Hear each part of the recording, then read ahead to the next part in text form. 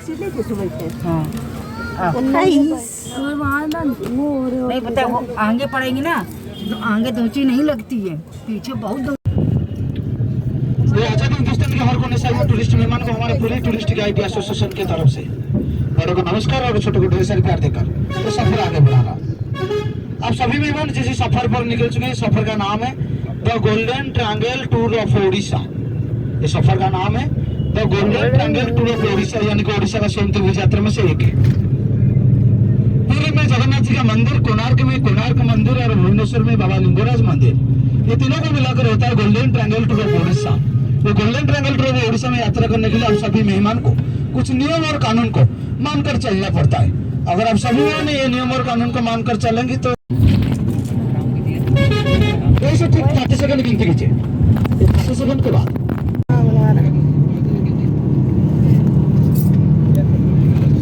Hello, चलो दोनों side में ध्यान दीजिए। ये नदी का नाम नूतन नदी, बड़ा भाई जगन्नाथ जी के बड़े भाई पर नाम पर नदी है। छोटा भाई हो गया, बड़ा भाई हो गया, और ये क्या कौन?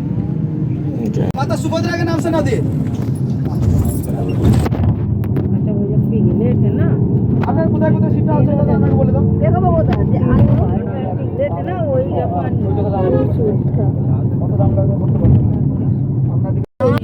क्या बड़ा नदी लोग पिघले गए थे ना, कहानी सुना रहे थे। वो नहीं देंगे तो मैं ऑफिस में वही दिखाऊंगा ना, पहले तो तुमका सिस्टम चोरा बाली वो है ना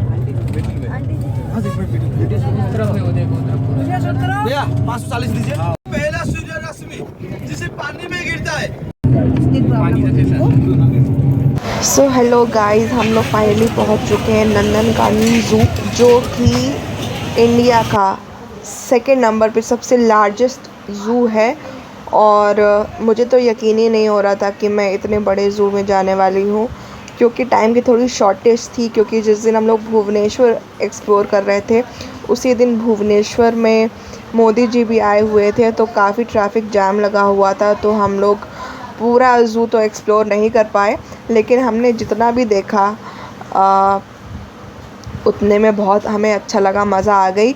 बहुत सारे यहाँ पे ऐसे भी एनिमल्स थे जो कि कानपुर ज़ू में हमें देखने को नहीं मिलते हैं। और सबसे बेस्ट पार्ट तो यहाँ की ये थी कि यहाँ पे बहुत ज़्यादा क्लीनिनेस थी। तो अभी जो है हम देख रहे हैं रेप्टाइल्स यानी जो होते हैं रेंगने वाले जीव। और आप जैसे देख सकते हैं इतने बड़े बड़े किंग कोबरा ये सब यहाँ पे देखने को मिलते हैं। और मुझे पर्सनली रेप्टाइल्स से बहुत डर लगता है, और मेरे ख्याल से सभी को डर लगता होगा, जैसे छिपकली हो गई, सांप वगैरह हो गया। कभी कभी मुझे डर नहीं लगता है, क्योंकि जब मैं लास्ट टाइम वृंदावन गई थी तो मैंने इतना बड़ा अजगर अपने गले में लपेट लिया था, तो मुझे डर नहीं लगा था। बट हाँ, कभी कभी लगता है, कभी कभी नहीं लगता है, तो डिपेंड करता है। और बाकी रेप्टाइल्स हम देखते जा रहे हैं। इधर हमने एक चीज़ और नोटिस की कि एक बहुत बहुत प्यारी सी छोटी सी एक चूहिया थी, वाइट कलर की, बहुत क्यूट थी, बहुत ज़्यादा। तो यहाँ के जो मैनेजमेंट जो देखते हैं उन्होंने क्या किया, उन्होंने छोटी सी चूहिया को कोबरा के मुंह में डाल दिया। और सबसे ख़राब बात मैं आपको बताती हूँ यहाँ मेरे साथ क्या ट्रेजेडी हो गई कि मैंने लिया था ये जो सेल्फ़ी स्टैंड नहीं होता है जो कि व्लॉग्स वगैरह में काम आता है बनाने में, मैंने वो लिया।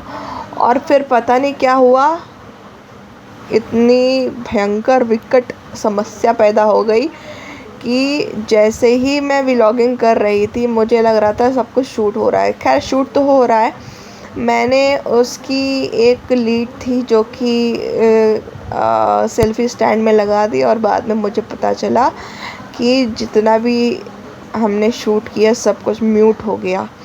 मुझे लगा था कि सारे जितने भी मैं व्लॉग्स बना रही हूँ सबको एक जगह असेंबल कर दूँगी, बढ़िया व्लॉग बन जाएगा, आप लोगों को भी देखने को मिलेगा, मज़े ही मज़े। लेकिन क्या करूँ, अब जो है मैं आपको बता देती हूँ अपना एक्सपीरियंस मुझे कैसा लगा। तो अभी जो ध्रुव है वो व्लॉगिंग कर रहा है, बेचारा छोटा है ना, इस वजह से मेरा मुँह नहीं आ रहा है, लेकिन कोई बात नहीं। तो हमारी पूरी डे ट्रिप थी बेसिकली, डे ट्रिप में हम लोग निकले उड़ीसा, पुरी से हम लोग निकले भुवनेश्वर के लिए, ठीक है। और पूरी एक दिन की ट्रिप थी जिसमें हमें एसी बस मिली और उन्होंने हमें अलग अलग जगह घुमाई। ये जो आप देख सकते हैं सामने, ये हमारे गाइड हैं सोमनाथ जी, जो कि बेसिकली पुरी से ही हैं। और यहाँ पे हमने पानी पिया क्योंकि बहुत ज़्यादा गर्मी थी। और आप पूछे मत, मेरी टैनिंग इतनी ज़्यादा टैनिंग हुई है, आप जैसा देख सकते हैं पूरा चेहरा उतर गया है मेरा, बहुत गंदी टैनिंग हो गई थी मुझे। और इधर मैं आदित्य से पूछ रही हूँ कुछ जनरल नॉलेज के क्वेश्चंस जो कि ये बता रहा है।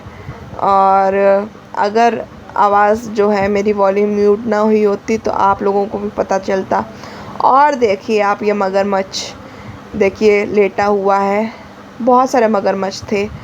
ये देखिए एक और मगरमच्छ, और उधर भी पड़े हुए हैं, सामने आप देख सकते हैं उधर पड़े हुए हैं। हम कह रहे थे देखो ये 3-4 ही मगरमच्छ हैं, तो उधर साइड से 2-4 और चल के आ गए।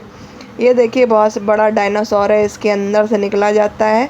तो इधर अंदर से हम निकलेंगे तो हमें बहुत सारे चीज़ें देखने को मिलेंगी। ये देखिए गुफ़ा टाइप की बनी हुई है, और गुफ़ा जो है ठीक थी, इसके अंदर कूलर भी लगे हुए थे बढ़िया।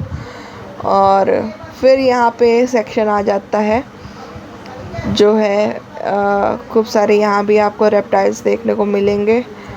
और मैं जो है चल रही हूँ, बहुत ही मज़ा आया। ये जो गाइड है वो हमें इंस्ट्रक्शन दे रहे हैं, ये कह रहे हैं कि देखिए ज़ू बहुत बड़ा है, 5 बजने वाले हैं, जैसे ही सायरन बजेगा वैसे ही हमें बाहर भागना होगा, नहीं तो हम ज़ू के अंदर ही बंद हो जाएंगे।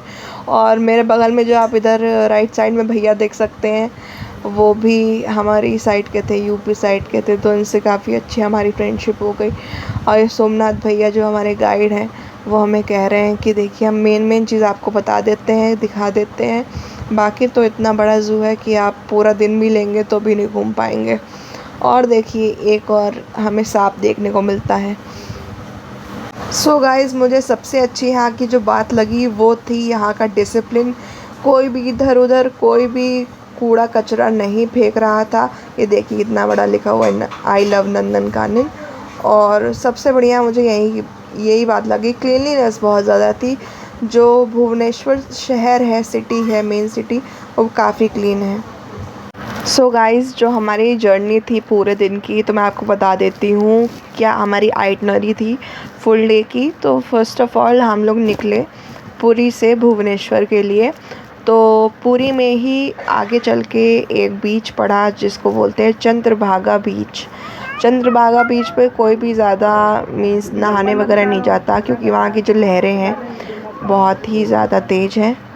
और अभी जो आपने पीछे देखा वो था हाथी। यूजुअली हम जो है हाथी नहीं देखते हैं, मीन्स हाथी में देखने को नहीं मिलते हैं ज़ू में, लेकिन यहाँ पे हाथी भी थे, और एक नहीं थे 2-3 थे। तो वो मुझे देख के बहुत अच्छा लगा, अपनी कैटेगरी के लोग। और ये मम्मी बता रही हैं कि बंदर कैसे करता है यहाँ पे। तो मम्मी मेरी बहुत फ़नी है, बहुत इन्जॉय करती है मेरे साथ, she is so cute and funny. और हाँ, बात हो रही थी चंद्रभागा बीच की, तो हम वहाँ गए। और अरे यार, उससे पहले आप देखिए यहाँ पे देखिए चीता रैम वॉक कर रहा है, और कितना क्यूट लग रहा है। देखिए एक इस साइड एक इस साइड, ऐसा लग रहा है इंडिया पाकिस्तान के बीच में बाउंड्री खड़ी हुई है, और इधर एक पाकिस्तानी और उधर एक हिंदुस्तानी चीता लोग। तो यहाँ पे मैं फ्रंट कैमरे से दिखा रही हूँ आप सबको चीता लोग। और वो देखिए आप पीछे अगर आप देख सकते हैं तो देखिए आ रहा है वॉक करके चीता।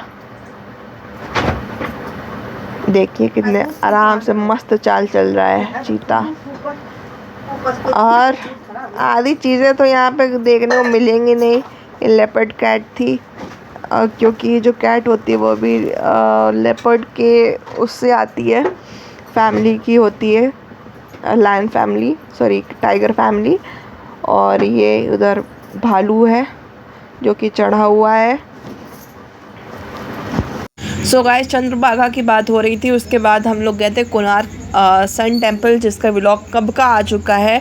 मुझे एक्चुअली टाइम नहीं मिला था क्योंकि मुझे समझ नहीं आ रहा था मैं वीडियोस कैसे असेंबल करूं, लेकिन फिर सोचा कि पोस्ट तो करना ही है, तो मैंने सारे जितने भी वीडियोस थे वो सब बिना वॉइस के मैंने सबको एक जगह असेंबल किया, और मैं बस अपना एक्सपीरियंस शेयर करूँगी आपके साथ, क्योंकि मैं इतनी लिपसिंग एक्सपर्ट तो हूँ नहीं कि मुझे देख के पता चल जाएगा कि मैंने किस वीडियो में क्या बोला है। तो बस मैं अपने एक्सपीरियंस शेयर करूँगी।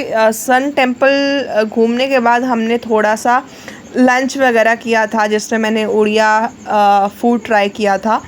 यहाँ के जो थाली होती है उड़िया थाली, तो वो ट्राई की थी, जो कि अभी थोड़ी देर बाद जैसे ही ये नंदन कानन का एंड होगा मैं तभी उसको आपको दिखा दूँगी। तो उसके बाद हम लोग कहते हैं लिंगराज टेम्पल। तो लिंगराज टेम्पल का जो शॉट है वो मैंने बहुत पहले अपलोड कर दिया है, जून मंथ में ही अपलोड कर दिया था, क्योंकि मैं जून में ही गई थी और ये व्लॉग के लिए बहुत ज़्यादा लेट हो गया है मुझे। तो लिंगराज टेम्पल के बाद हम लोग गए थे उदयगिरी और खंडागिरी केव्स। उदयगिरी खंडागिरी केव्स का भी जो व्लॉग है, शॉर्ट है सॉरी, वो भी मैंने बहुत पहले ही अपलोड कर दिया है। उसमें ये था कि हम लोग सिर्फ उदयगिरी जा पाए थे, खंडागिरी नहीं जा पाए थे, क्योंकि हमारे पास टाइम का बहुत शॉर्टेज था। मैंने पहले ही बताया, उस दिन मोदी जी आए हुए थे शहर में, तो अलग अलग जगह ट्रैफिक लगा हुआ था, तो हमारी बस को भी 1-2 घंटे लेट हो गया था। और ये देखिए वाइट टाइगर कितना क्यूट लग रहा है।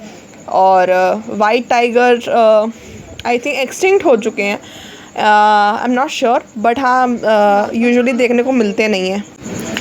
तो ये था हमारा उदयगिरी खंडागिरी। उसके बाद हम लोग यहाँ आए थे नंदन कानन में, और जाते जाते हमें मतलब पूरी पहुँचते 9 बज गया था, रात का 9 साढ़े 9 ऐसे हो गया था। तो जो लंच वगैरह था हमने पहले कर लिया था, नाश्ता वगैरह हम लोग ने यहाँ से निकल के जो बस स्टैंड पे जहाँ पे बस खड़ी हुई थी वहाँ पे किया था हमने नाश्ता वगैरह। तो ये देखिए ध्रुव अपना एक्सपीरियंस बता रहा है कि उसको बहुत मज़ा आई पूरा ज़ू घूम के।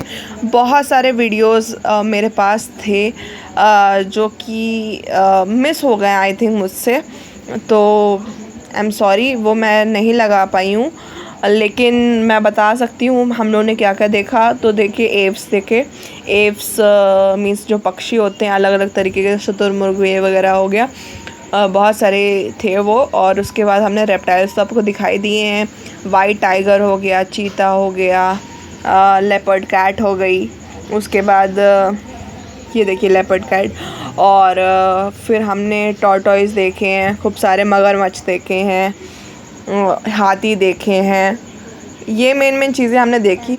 पूरा हमने एक्सप्लोर इसलिए नहीं किया है क्योंकि हमारे पास लिटरली बिल्कुल भी समय नहीं था, और जब हम लोग बिल्कुल वॉक कर रहे थे अचानक से सायरन बजा।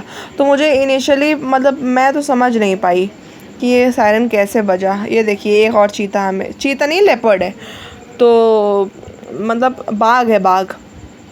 तो जैसे ही वो सायरन बजा मुझे लगा अरे भाई ये क्या हो गया। तो पता चला कि ये क्लोजिंग टाइम है ज़ू का।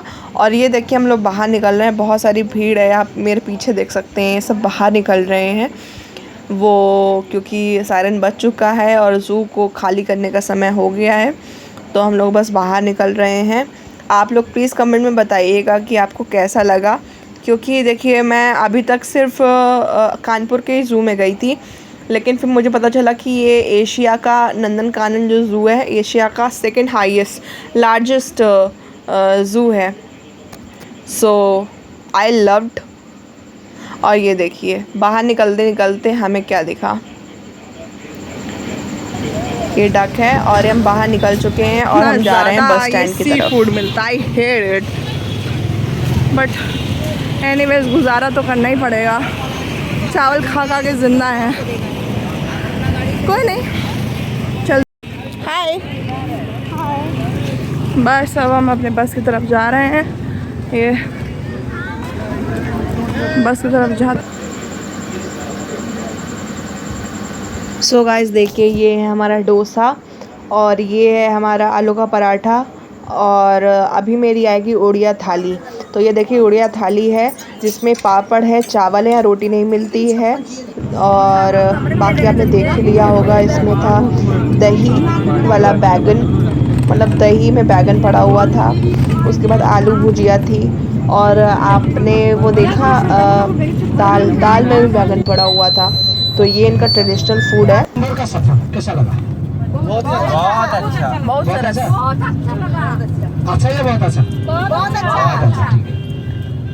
जबरदस्त। चलो ये था टूर नंबर 1 जिसको साइट सीन कहा जाता है। ये था टूर नंबर 1 जिसको साइट सीन कहा जाता है। और टूर नंबर 2 क्या है? टूर नंबर 2 जिसको स्पेशल टूर कहा जाता है। स्पेशल टूर इसलिए कहा जाता है क्यों? आप लोग डॉल्फिन मछली कभी देखें? डॉल्फिन कहाँ पे? चिल्का में? या गंगोसागर में? नहीं देखे? घर के चलो टूर नंबर 2 जिसको कहा जाता है स्पेशल टूर कहा जाता है। स्पेशल टूर है। ये एशिया महादेश का सबसे बड़ा झील चिल्का लेक।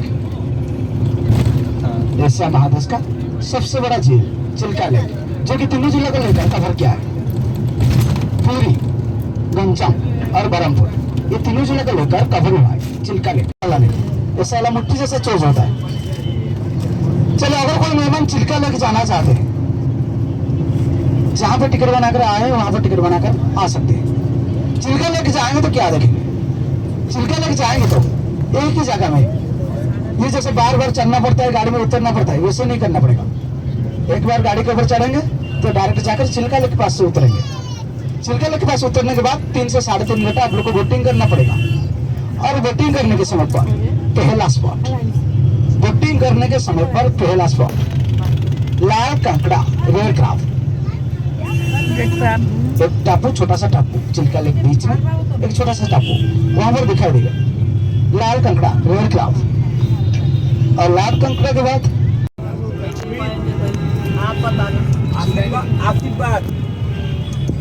आशीर्वाद दे के वापस तुरंत चलो एक छोटा सा चीज है, 2 रुपया का कीमत है। उतरने के बाद कोई मिनट बता पाएंगे? समय है 2.5 घंटा, 2.5 घंटा बचा है। जिनको फोन करके पूछना है पूछ लीजिए। नहीं बता पाएंगे? 2 रुपए की चीज है। चलो मैं बता रहा हूँ, बता दूंगा।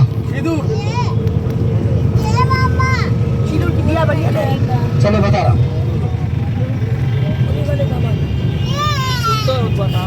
जब दामाद आता है मंडप के ऊपर,